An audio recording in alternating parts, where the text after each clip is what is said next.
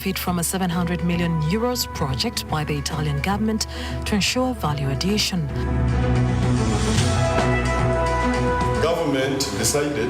Also coming up, government launches the process of relocating 242 families affected by landslides in Bududa district 2 years ago.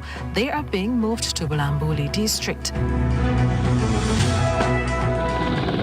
And US President Joe Biden stresses the urgency of reaching a Gaza ceasefire and hostage release deal to Israeli Prime Minister Benjamin Netanyahu.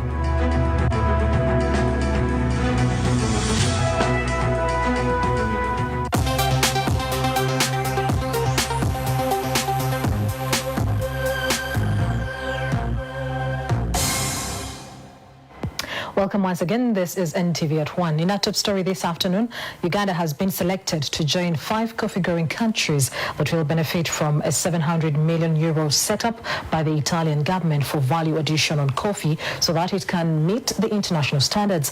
The Director General of the Italian Development Corporation, Stefano Gatti, made this revelation during a meeting with Prime Minister of Uganda, Robina Nabbanja, during her working visit to Italy. Currently, Uganda is ranked the second-best coffee producer in Africa and third-best in the world, with over 40% of the coffee produced in Uganda exported to Italy. Now, the Italian government has revealed to the Prime Minister of Uganda that Uganda has been selected to be among the 5 coffee-growing countries in Africa to benefit from a 700 million euros fund set up by the Italian government for value addition so that it can meet the international standards. The Director General of the Italian Development Corporation, Stefano Gatti, says that out of the 25 coffee-growing countries in Africa, priority has been given to 5 countries, Uganda inclusive. Now we have to setting up coffee shops. How do you do, cappuccino? How do you do, really creating all the different varieties of capabilities and expertise in young people. Once implemented, the Italians, through UNIDO, are expected to set up coffee processing training centers in Uganda to train the Ugandan youth in coffee value addition.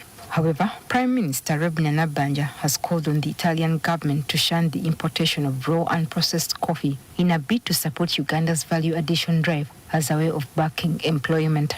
Somebody who has never even seen a plant or a tree of coffee is earning between $30 to $50. The person who is toiling to plant the coffee, look after the coffee, harvest the coffee, dry the coffee to the standard that you people need, is getting $2. This is unacceptable. The President of the Republic of Uganda expressed interest in value addition. The Prime Minister's call came during a state working visit to Italy, where she sought to attract investors from Italy to set up shop in Uganda and be able to export to several European markets.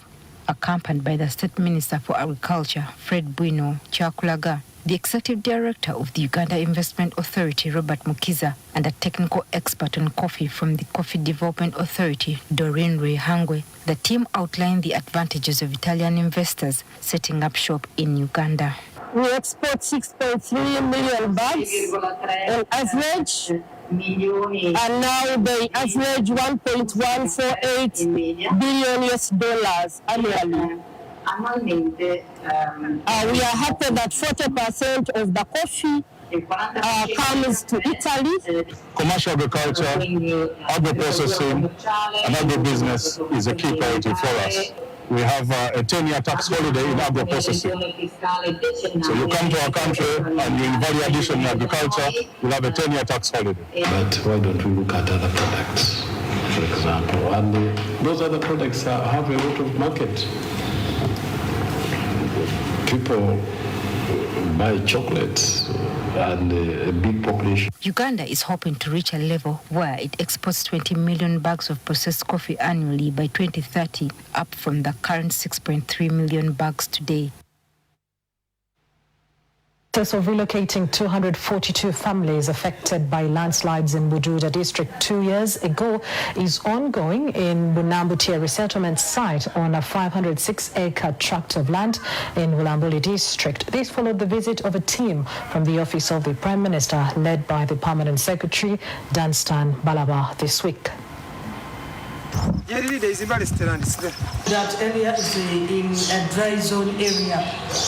They don't have water. We always solve them by using our water bowser here, but it's not all enough. If it means adding them tap stands, we add tap stand. If it means digging for them wells, let us have that alternative. Exercise is expected 2 to 3 weeks. There are some things that are not yet completed, like issues of electricity, water, but they are being addressed. It has taken 2 years, whereas the government agreed on this. We have not yet settled the people on land. Why? 2 scenarios.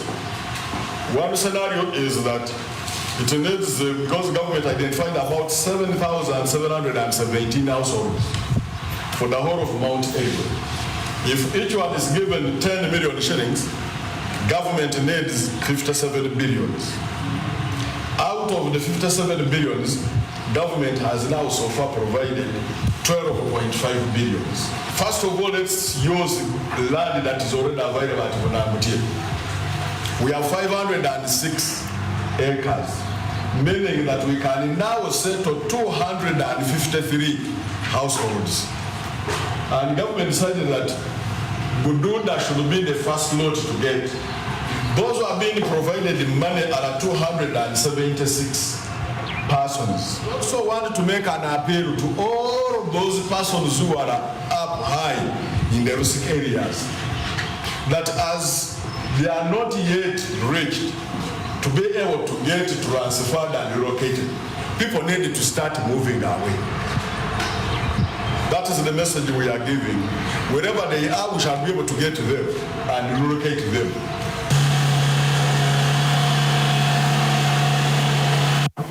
Now, the National Forestry Authority has launched community committees to help conserve Kasioha, Kitomi and Kalinzu forest reserves. The move is intended to involve community members in the protection and conservation of the forest reserves, which cover districts of Bushenyi, Rubirizi, Mitoma, Ibanda, among others. These launched committees are meant to fight illegal activities during cutting down trees and bush burning carried out in the above forest reserves. They also intend to encourage locals to embrace tree planting as a way to conserve the environment. According to the NFA Acting Executive Director Stuart Maniraguha, the recent mapping indicates that Uganda's forest cover is now at 12%, losing 50% of the forest cover when the country was at 24% in 1990. He attributes the biggest loss of the forest cover to privately owned land, where owners resort to agriculture. Official inauguration of forest management committees of Kalinzu Forest, Kitoma, Kisioha Forest. These committees will monitor the activities that take place in the forest. If those activities are aimed at destroying the forests, they will definitely notify the NFA and the forest rangers to come in and stop those activities. We have high hopes that these committees that we have formed today, that we have inaugurated today, will help in the management and control of the forests, so as to have a very big population of the forest in this region. I'm appealing to my colleagues who have been appointed to work hard to ensure proper management and conservation of our forests. Let's be transparent in whatever we are doing, and let's try to collaborate with all stakeholders as far as conservation of our environment and forests in particular is concerned. People around the forests are very miserable. We need to come up with innovations as committees and the NFA. Integrate other forest species like macadamia, like Hasselvakedo, and if we work with Ministry of Agriculture, we can help these communities to access some of these seedlings, plant, get income, so that the pressure on forests is reduced. We must change the strategy of how to protect the forests. We need to look at people management instead of forest management, because every problem that we are facing in forests It's because of the people. Why are people into forests? They need livelihoods. Why are people into forests? They need income. Show them the values of forests, and then look at other avenues like carbon credit, so that we can be able to help our forests get relieved of the pressure from the community. Now, our patriarchal society espouses male dominance in terms of task, responsibility, and resource allocation. Land inheritance is allocated through the male lineage from father to son or uncle to nephew, with a view of protecting this key resource from falling out of the family hands. However, as Gillian Nantume tells us, in Lira district, this culture is still looking out women and girls who would have had the potential to accelerate the socio-economic development of their families. In a patriarchal community where land is a key source of production, Colleen Akulu is landless. She does not even have a small garden in which to grow vegetables, making her an outcast among her neighbors. The hut she lives in was donated by a well-wisher, Geoffrey Ocheng, in 2014 when she was chased off her land by her uncle. Akulu is a veterinary doctor of sorts in Ajiagud Air Village, a Rotomito parish in Aromo sub-county, Lira district. To supplement the income she makes from treating animals, she makes cassava bread, which she vends in the trading center. Both incomes pay for the education of her 20-year-old son. Many years ago, when Akulu's mother developed misunderstandings with her husband, she returned to her father's home with her children. Akulu's grandfather gave his daughter a piece of land on which she built a house and planted a garden. By 2000, Akulu's grandfather, her mother and siblings were all dead, and she was living with her grandmother. On August 28, 2000, when she was in Senior 5, she was abducted by a group of Lord's Resistance Army rebels who she says were led by Dominic Ongwen. I managed to come back home in 2002. I took 4 days to be able to return back home. I would be sleeping in bushes. My grandmother, whom I found was still alive, gave me a piece of land to cultivate. However, her uncle was not happy with the move. He began telling villagers that Akulu's son was an abductee who would one day kill him and take all his property if he remained in their home. When my uncle saw it, he picked a panga to cut me, claiming I should not stay with the child of a bushman. Akulu says since her father divorced her mother and refused to reclaim his children, she cannot return to his clan. On the other hand, she cannot inherit her mother's land because her uncle has vowed to kill her. No, with them. In Lango, land is under customary ownership and is held in trust by the clan. Beatrice Akelo, the executive secretary of the Lango Cultural Foundation, admits that the Lango, just like a number of tribes in Africa, face problems when it comes to women's land ownership rights. Most especially the women that were once married and came back home, or those ones who never had chance to marry but had produced children and they stay home. Those are the kind of women that would be given a small portion of land, but is not equivalent to the portion of land that is being given to the male child. Besides unfairness in the size of land, a woman does not have permanent rights on the land she's given. You are not mandated to sell it, neither hire it, so, or rent it to somebody else to probably to dig. No, so it is being controlled. Joyce Ediam, a project officer at the Lira Field Office of Land and Equity Movement Uganda, says in Lango culture, a girl is expected to get married and get her land rights from her husband's clan after she bears children. When you don't get married, your father is expected to give you a piece of land from there. Okay? Now, you have brothers. They question your discipline as to why you can't get married and leave that land for them.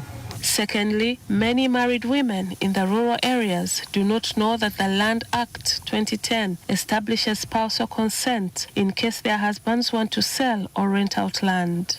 A widow has the right to choose whether to marry or not.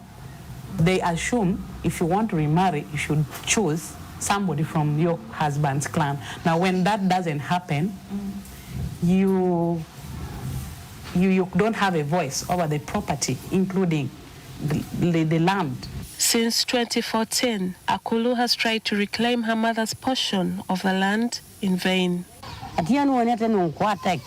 clan leaders have tried their best, but they cannot really handle this. My uncle, he's so stubborn.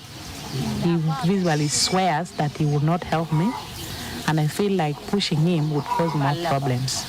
Now, the clan leaders training reawakens them on some of these things. That we give them a training to capacity build them on some of their roles and responsibilities established. Akelo says the Lango Culture Foundation is putting in place strategies on how best to balance culture and development and give women platforms to air out their concerns on matters affecting them. So our cultural kind of norms have to be, worked on, most especially the mindset of the people in Lango here.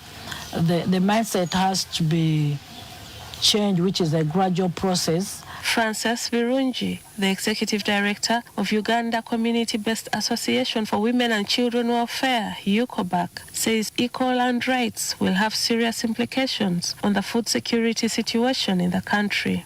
Not every part of culture is bad. Working together with communities, with men who are the power holders, the traditional leaders, we identify those aspects that are really discriminatory and harmful to women and girls and transform them. Change is possible, and we need to invest in this change. In many rural areas, development has come faster than the pace at which culture is changing. However, since in these areas land is the only source of production, communities need to be supported to combat harmful cultural beliefs and norms if both genders are to benefit. Gillian Nantume, NTV, Weekend Edition. All right, we now take a break, but NTV at 1 returns with more stories. Do stay with us.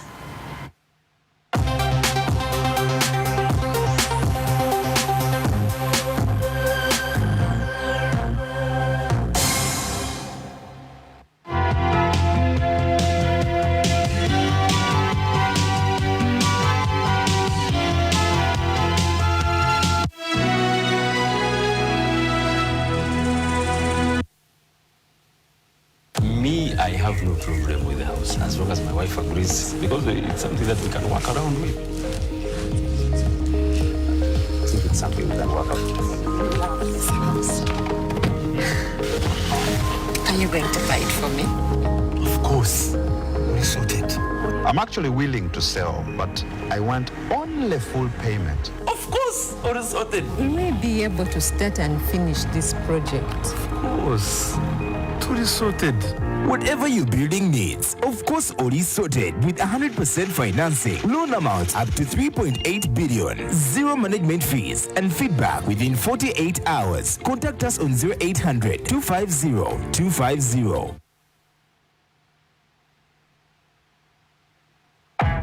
Discover more with YoTV for as low as 1,000 shillings with data inclusive. The YoTV Channels app has a fresh look and comes loaded with movies and series. Enjoy live TV and radio, the latest blockbuster movies, Bowling Extra for your favorite Ugandan music and comedy, Chibanda Express for Ugandan movies and series.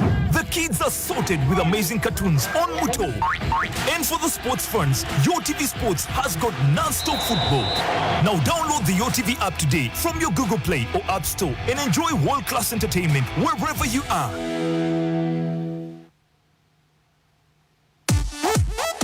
Security.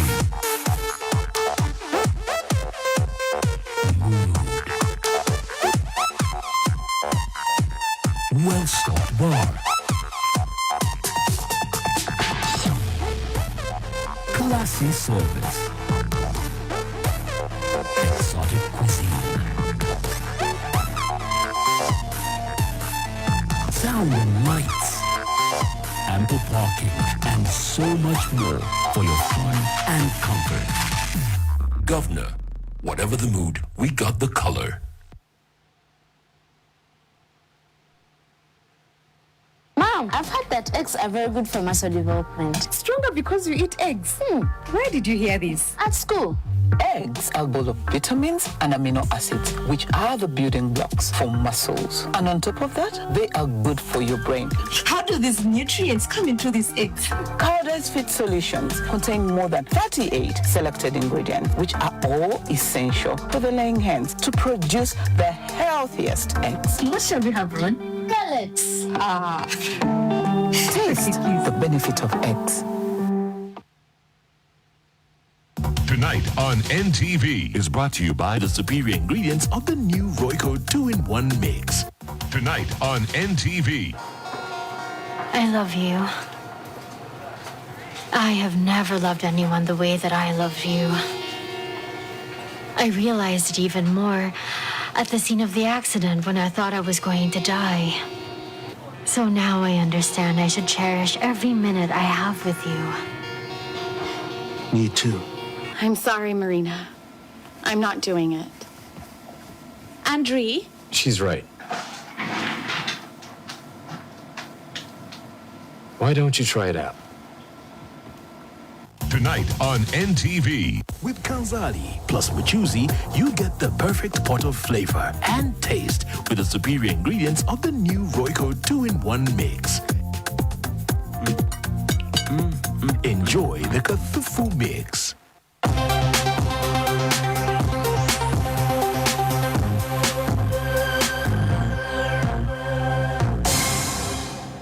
Welcome back. Thank you for staying with us. You are still watching NTV at 1. Let's now move to a summary of news from around the world.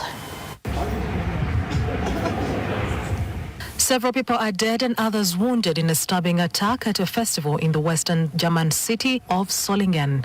German police report that a man knifed passers-by at random at the festival around 9:45 p.m. and at least 3 people were dead and multiple wounded. Witnesses said the perpetrator was at large. The city mayor confirmed there were dead and injured due to an attack but did not go into detail. The police said the attack occurred at a festival to honor the town's 650th anniversary.